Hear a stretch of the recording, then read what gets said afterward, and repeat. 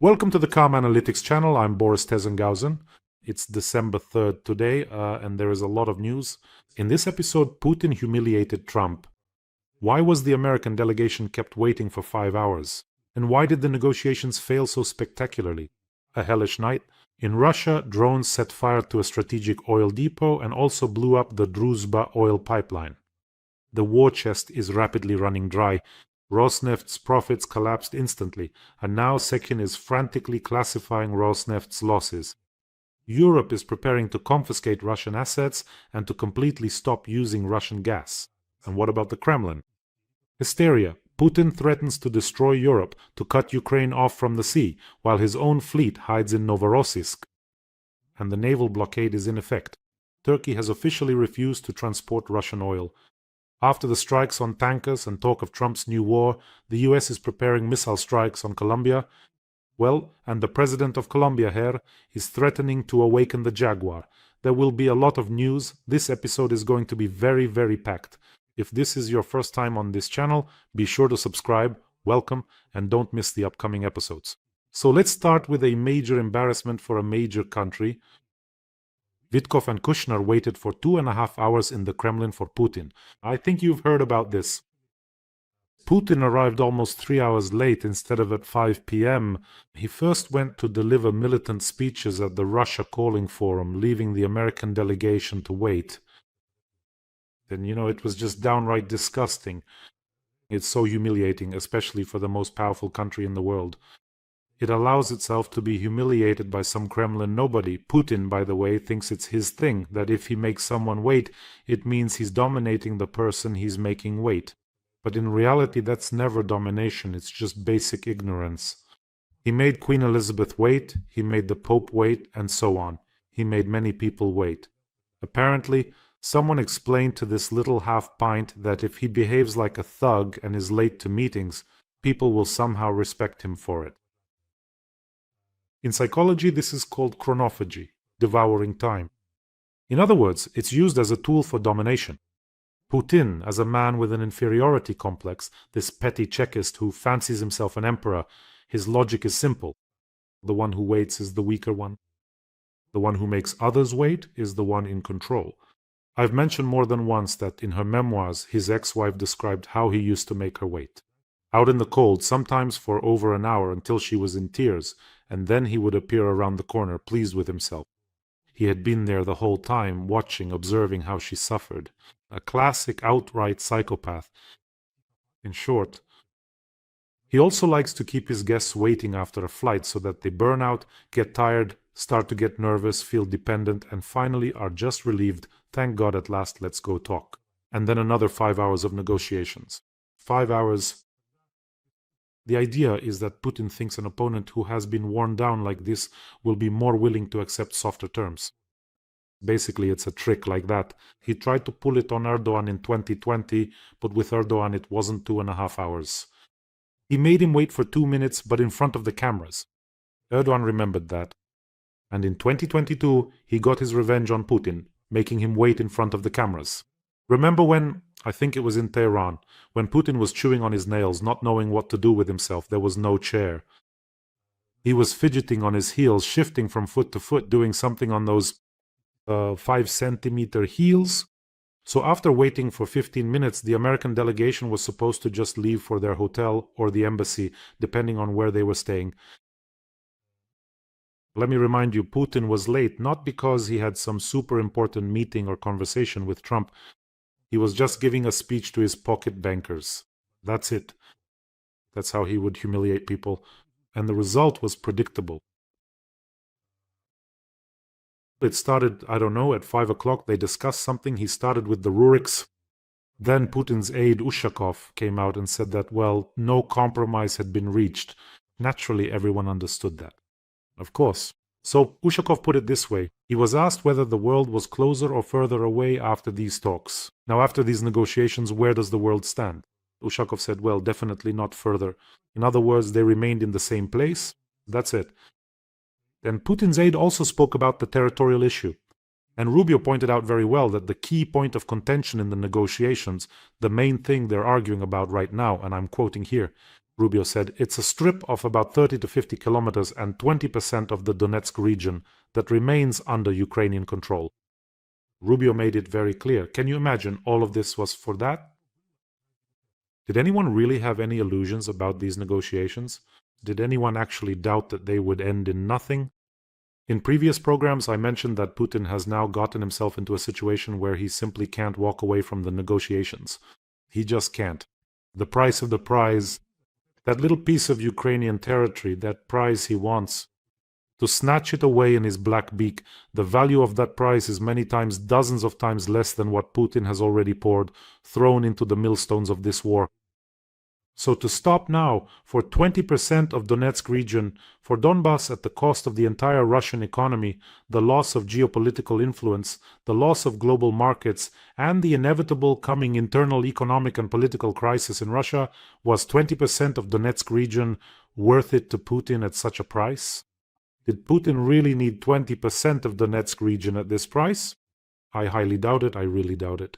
If at the beginning of the war Russians had been told, according to the latest data, 1,150,000 Russians have been lost, wounded, or killed in this war. 1,150,000. So let's destroy 1,150,000 Russians, lose everything that could possibly be lost. But we'll get 20% of Donetsk region. We'll take this scorched piece of land for the Russians. Yes, I think there would have been those who would say, are you kidding? Are you sick or something? Back then, you could still say that in general with Putin, The situation reminds me, not now, but the situation is very vivid in my mind. There used to be these China cabinets, and many people still have them now, probably with dishes inside. And sometimes the dishes would fall like this. These dishes would fall off the shelf and get stuck between the glass doors of the cabinet. And there they lie. And you know that if you open it, everything will just come crashing down on you. But how to do it, it's not clear. So Putin is now sitting there looking at this China cabinet, and he understands that if he ends this war now, it's like opening that cabinet, and everything will just come crashing down on him, on Russia. Well, and the plane of Trump's representative, Witkoff, did not make a stop in Europe to meet with Zelensky. Well, everything is absolutely clear here. What is there to talk about if there are no results? That is, it can be done briefly over the phone. Putin disagrees on 3 key points. Now let's move on to these points. That's it. Dancing Gopnik won't make any concessions. I came across one not long ago. Promo video, Azov, about the Azov School of Negotiations. They make these kinds of promo videos. The plot, there's a guy there. Throughout the whole video, he's riding on different trains. It shows the distance from the front line. He's traveling here and there. And some strangers, passengers who end up next to him, start saying things to him like, you should negotiate this way or that way, whether you should give something up or not. And this guy just rides in silence. And at the very end, he is clearly shown in full combat gear with his loyal comrades, fully armed, prominently displaying the distinctive Azov emblem, somewhere within a severely ruined urban building where intense fighting is actively ongoing. He then deliberately stands up and thoughtfully says, well then, shall we proceed to negotiate? And that's the Azov School of Negotiation. In this video, I think it's made absolutely clear to the whole world that weapons and force are the only language that this cowardly, how else can you call him, a cowardly thug?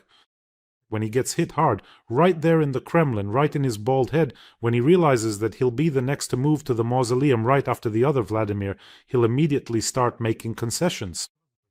By the way, about Azov, we have a new fundraiser, an important one. The fighters wrote to me from the Special Forces Company of the Chervona Kolina Brigade, 1st Azov Corps. They reached out with an important request. Right now, they need to acquire a Muraka mini ground robotic complex. It's like a mini ant. For logistics, for rapid response, and for evacuating the wounded from the battlefield. They really need this GRC. And the fighters, they recorded an appeal to you friends, to the viewers of this channel. Please listen. Бійці роти спеціального призначення бригади Червона Калина 1-го корпусу Національної гвардії Азов разом з глядачами каналу Бориса Тізенгаузена відкриваємо збір на наземний роботизований комплекс Мураха Міні, який допоможе у виконанні бойових, логістичних та інших завдань на лінії фронту. Ми вдячні за ваші донати, поширення збору та вашу небайдужість. Слава Україні! Героям слава! So friends, the fighters of the Special Forces Company of the 1st Azov Corps, this equipment is very much needed right now. And believe me, the legendary Chervona Kalina Brigade and the 1st Azov Corps are doing everything to make sure that this monstrous army disappears from our land forever. Your donation in this case is a direct investment both in saving the lives of our heroes and in destroying the evil forces. So I am asking you very much to support our Azov fighters. The link to donate is in the description of this video. There is Mono, there is Private, and there is PayPal for those who want to help from abroad. And to each and every one of you, I always say a huge thank you. You can't imagine the impact you are making. It's a big deal, especially when you see it with your own eyes, and I've shown these videos of wounded soldiers, how they are evacuated, how their lives are saved by these evacuation vehicles, how our drones detect enemy positions, and how our defenders strike them. In short, you truly cannot even begin to imagine what an incredibly great and significant thing you are doing. So let's wholeheartedly support our brave defenders. If for some reason you don't see the payment details, you can always use the QR code, and with that we move on to direct sanctions. Well, of course, Putin claims he can fight endlessly, but Ukrainian drones, Special Operations Forces, Unmanned Systems Forces, the GUR, the SBU Madyar, Ptaki Madyar, and so on, are making their own adjustments. Everyone is making corrections to whatever this Botox voodoo doll is trying to create. So, on the night of December 3rd, strike drones attacked the Platonovskaya oil depot. This is in the Tambov region. Local residents report that drones were flying, there were sounds, then there was a powerful explosion, a massive fire. It was visible from dozens of kilometers away. But why am I telling you this? Well, let's take a look. Just the way you like it.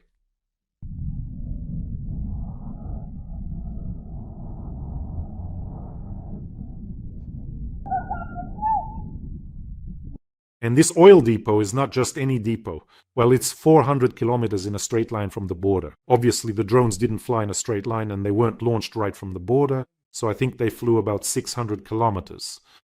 But that means they flew through the Voronezh, Lipetsk or Kursk regions. So where was the air defense, one has to ask? If Prigozhin were around, he'd be asking these questions. Shoigu. The significance of the facility. This is a major transshipment hub, not just an ordinary oil depot. And it's through this hub that fuel supplies are sent to Russian groups fighting in the south and east. And Tambov itself is an important logistics hub that connects central Russia with the southern direction. And here I always bring up the version put forward by the local Russian officials. They reported a pop. What you saw was a pop, some smoke. And the fire started because of falling debris. Well, that's classic. They shot it down with the entire oil depot. Even if the flames are visible in the area, even if the strikes are posted online, they'll still say it was just a pop. Debris and so on. Actually, it was lightning and we don't know anything. Well, and as for the oil depots, that's a separate story, the strikes on the oil depots. So when it comes to refineries, that's a production shortage. With oil depots, it's a storage shortage. So even if the refinery produces fuel, where do you store it? Where do you pour it if there are no transshipment oil depots? What can you do? So that's how it is. But that's not all. Drones finished the job today. The oil depot in the village of Gvardeyskoye in occupied Crimea, where I was born. There were several hits there. I think that either this time or maybe one more time and it will be gone. The oil depot in Gvardeyskoye. By the way, I have, or had, I'm not sure what happened to him, a friend living there. We studied together at university. Well, he seemed like a reasonable guy, but we all know how propaganda works. By the way, after everything started, after the annexation of Crimea, and then later the full-scale invasion, some of my old acquaintances often reach out to me, and very carefully, because they could definitely be imprisoned for it there, express their support. And as for those who don't show support, those who were happy, who burned their Ukrainian passports, well, the night is still young. You'll still be gluing them back together, sitting like this on languid long evenings. But that's not all, friends. The Druzhba pipeline was blown up again. Partisans snuck in once more, this time in Tambov region in the village of Kazinskiye Veselki. A sabotage was carried out. Oh, the horror. Locals are writing sabotage on a section of the strategic Druzhba pipeline. They blew it up remotely, activating the explosive device and adding various flammable substances to make it harder to extinguish. So, in short, the partisans are everywhere. And I'll tell you this, to defend Russia, Putin can't even protect himself. He can't protect key facilities. What Russia? All of Russia will be burning, and that mangy chupacabra will drag everything to Valdai for himself. He'll just pile up the air defense systems in a heap and sit under that mound. Well, hopefully he won't come out.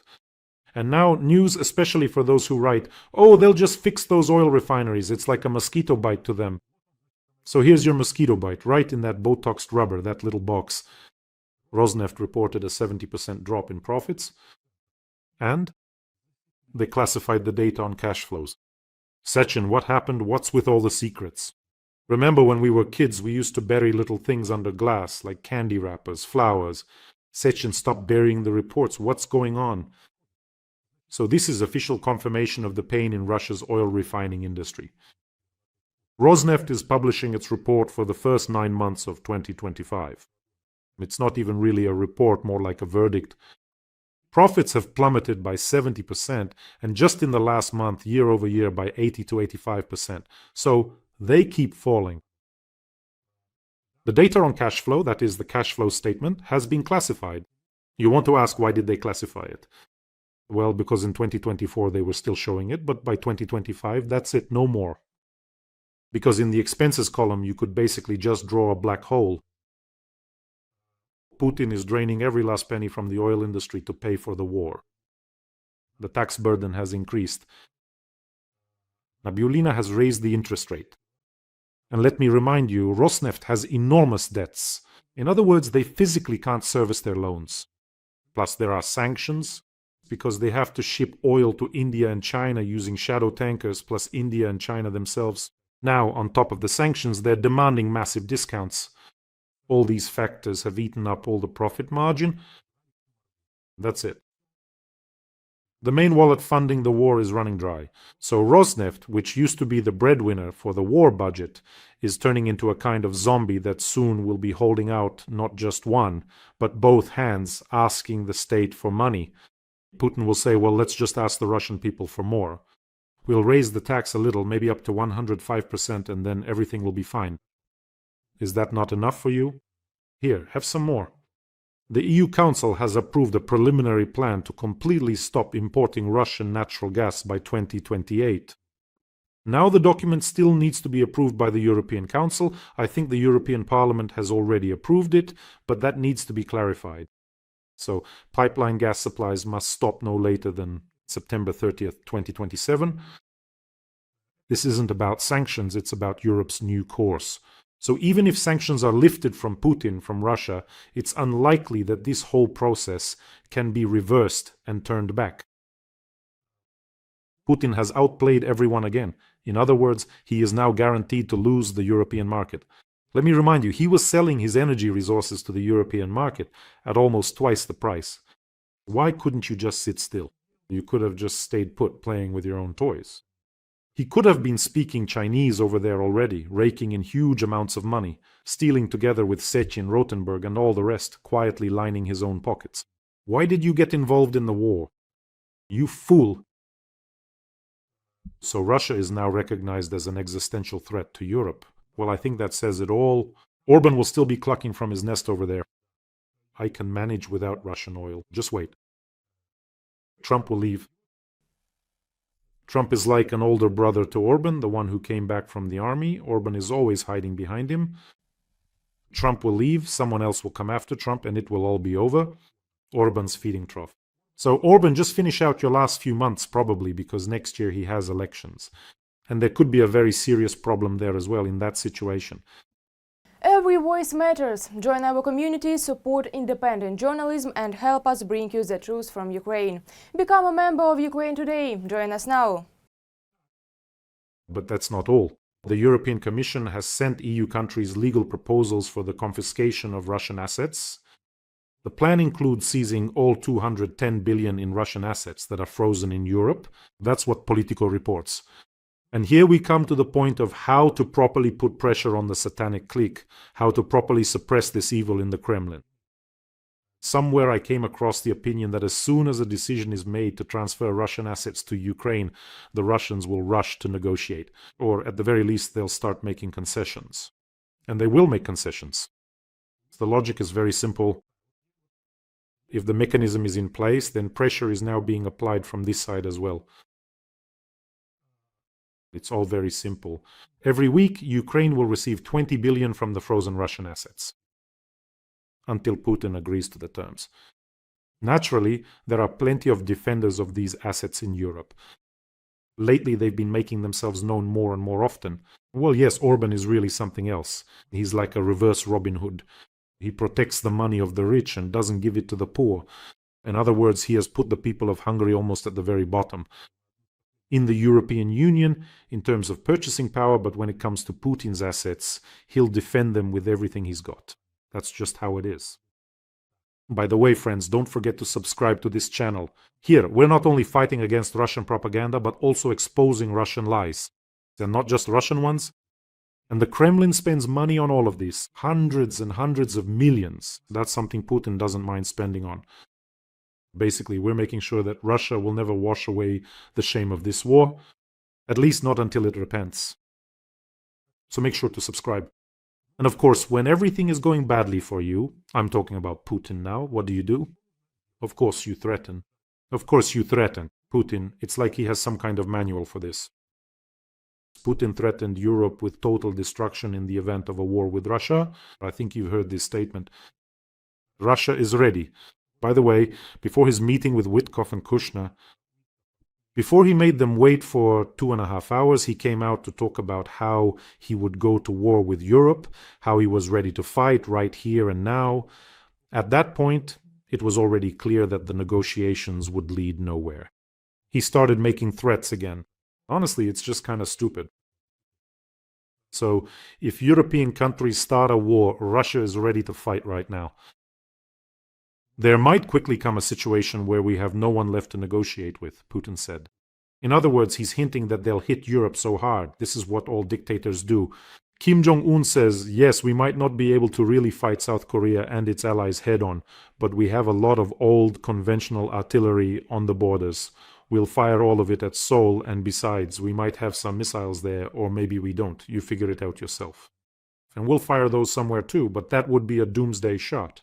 We'll fire everything, and after that you can finish us off. Putin says the same thing. These deranged dictators say they're ready to die. No, you're a paper rat. You're not ready to die. You're not ready. You didn't dig bunkers, rat holes all over the country for nothing? Not to mention switching to armored trains. And your replicants, these doubles, are running around everywhere. By now, I don't know, you could probably form a football team out of all these Putin replicants. It's not because he's ready to die. No, on the contrary, he wants to live. He didn't talk to Xi Jinping about living to 150 years old for nothing. He really wants to live desperately. But he tells everyone that they're ready to fight here and now. And of course, look at what else he's done. He accused Europe of supposedly interfering with the presidential administration.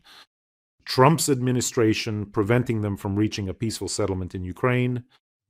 So look, Europe is getting in Putin's way. Something is always getting in the way of this lousy dancer. All right, so they came to see you, representatives of Donald Trump's administration. No one bothered you for a whole 5 hours. If you had arrived 2.5 hours earlier when they were waiting for you, you could have talked for 7.5 hours. No one was in your way. Macron wasn't pulling on Putin's pant leg from around the corner, was he? Merkel wasn't there either. So who was in your way this time? In the end, it was still zero. So no one is getting in the way. He blames everyone else because he's a lying, cowardly jerk. Really, he's just a spectacular liar. Sometimes I just watch him when he rolls those fishy eyes. It's obvious he's lying. You just want to walk up and smack him, just to see that Botoxed face, that jellyfish head just fly off. He started a war, got stuck in it, and now he has no idea how to get out. Now everyone is to blame for the fact that someone is bothering him now. Well, they don't give him what he can't win. They don't give it to him completely. Donbass. Well, here we have apparently astrologers declared a week of bold threats. Putin not only threatened Europe, but also threatened to cut off Ukraine from the sea. Can you imagine? In response to the strikes on tankers. So he said, we'll cut Ukraine off from the sea. But for now, it's Ukraine that's cutting you off from the sea. Let's be honest. Right now, Russia is losing access to the Black Sea. And Ukraine has also cut the Black Sea fleet off from the sea. Isn't that right? If you had told anyone before the full-scale invasion that Ukraine would drive the Black Sea fleet out, force it out of Crimea, push it to Novorossiysk, to Ochamchira, basically under some kind of baseboards, no one would have believed it. For now, it's Ukraine that's cut you off from the Black Sea. Well, go ahead, fine. Bring your Black Sea fleet back, return it to Crimea, and try to cut Ukraine off from the Black Sea. Can you do that? I doubt it. Then maybe he still wants, I don't know, to strike at Turkish grain carriers that enter Ukrainian ports. Well, go ahead, try it. Erdogan won't make it easy for you. He'll shut you down so hard. He'll close off the exit from the Black Sea so completely that you'll just forget where it even is. And by the way, here are the results of how Ukraine is closing off the Black Sea to Russia. The Turkish owner of the tanker that was hit has refused to continue working with Russia. There is a company called Besiktas Shipping, which owns the very oil tanker that was damaged off the coast of Senegal. And in an official statement, the company emphasized that it will no longer carry out voyages connected to Russian interests. They cited the sharply increased risks for ships and crews. And that's right, that's the right decision. And there was no need to push things to sin, no need to push Ukraine to the edge. There will be a lot of such statements now. Just watch, believe me, now these grey captains in the Shadow Fleet will quickly reconsider and say, yeah, forget it, why bother? Lose a tanker worth tens of millions just like that for nothing? No. Or Russia, are you going to pay us much more? But Russia can't pay more. It's already selling oil practically at cost price. It simply can't add more for transportation, for insurance, which will increase several times over, to the price of oil. It just can't. There are no patriots in the Shadow Fleet. Remember, there are no patriots in Russia at all. Strangely enough, there are no patriots. Maybe this phrase will sound strange to you, because if you take away the payments that are given to various ghouls who go to fight in Ukraine and just say, let's do it for patriotism, petice, whatever, Russians who is ready to go to war for Putin, for the motherland. How many people do you think would go to fight? No one. Well, maybe a couple of local lunatics would show up, like Chechirina, high on something, or Dyuzhev, who sometimes giggles, sometimes cries. Something strange is going on with him too. And even then, they'd all be escorted to the border and run back, just to do some kind of tour or something. In short, Ukrainian drones can reach any corner of the Black Sea. That's been proven. So, statements about whether we are against it or not, or that we are outraged by the strikes on tankers carrying Russian-sanctioned oil. No, for Ukraine, it's a matter of survival. Anything that fills the Russian military budget is a legitimate target. Ukraine has no time for ceremony. People can be outraged, people can worry, but the best solution is simply not to transport Russian oil. Well, and here are the 3 points on which Putin is not ready to make concessions. On territorial issues, he is not ready to compromise on the territorial questions of Donbass, limiting the size of the armed forces of Ukraine and international recognition of the seized territories. He wants all of this for us to reduce our army, for the international community to somehow recognize the seized territories and to give him Donbass. Everything you went there to talk to him about. It seems to me that this is an important signal to the whole world, that he is not ready to make concessions on key issues. And the signal is as follows. You didn't press hard enough on the spineless amoeba. You didn't finish him off. As they say, break him completely. Ukraine will impose direct sanctions on refineries, pipelines, tankers, and you should strengthen economic sanctions. Transfer assets to Ukraine. Let Ukraine use that money to buy weapons. Well, yes. So that's the news. And a brief update at the end about Trump. He's already moving from threats to serious threats. Donald Trump stated that the US will begin striking ground targets as part of the fight against drug cartels in Latin America. But the president of Colombia immediately took it personally, why I wonder, and said that this would mean a declaration of war. Don't threaten our sovereignty, because you'll awaken the jaguar to defend our sovereignty, which means declaring war.